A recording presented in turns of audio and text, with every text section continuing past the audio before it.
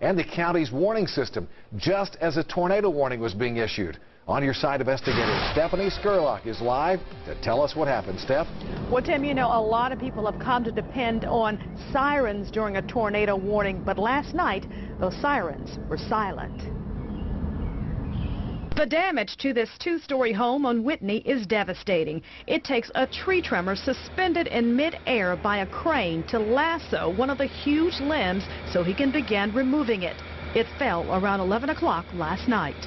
I just heard all that wind and everything hitting the window, and I jumped up and looked out the window, and you couldn't see nothing. Daylight revealed the true destruction just a few feet away.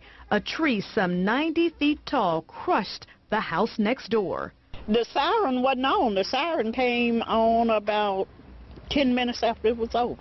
No one heard sirens before the tornado warning. They malfunctioned countywide. Last night, the tower out at Mullen Station was hit by lightning. At least 6 of the county's 141 sirens were destroyed. A number are now only partially working, but the Office of Emergency Preparedness doesn't want the public to depend totally on them. These are outdoor warning sirens. They come from a generation of civil defense where, you know, the air raid idea. So it's in a sense, it's an older technology. Nation says sirens are intended to warn those outdoors, not inside homes. Newer technology owned by television stations like News Channel 3 and weather radios are by far your best defense.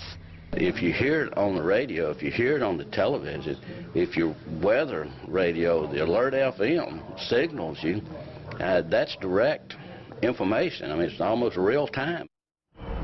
Now, that lightning strike also took out the communication system for the Shelby County Sheriff's Office and the Shelby County Fire Department. They were put back online via generator. And speaking of generators, tonight generators are being used to power fire stations at Hickory Hill, Whitehaven, and downtown. Meanwhile, the police precinct on Old Allen Road, it also sustained quite a bit of damage from last night's storm.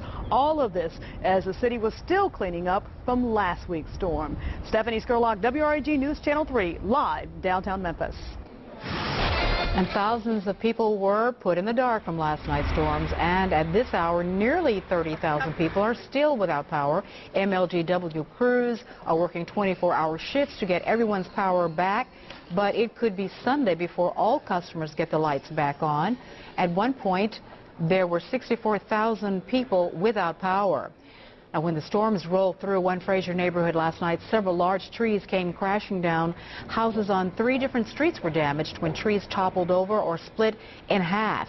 At least one man had to be rescued after a tree fell on his home on Overton Crossing. WRAG's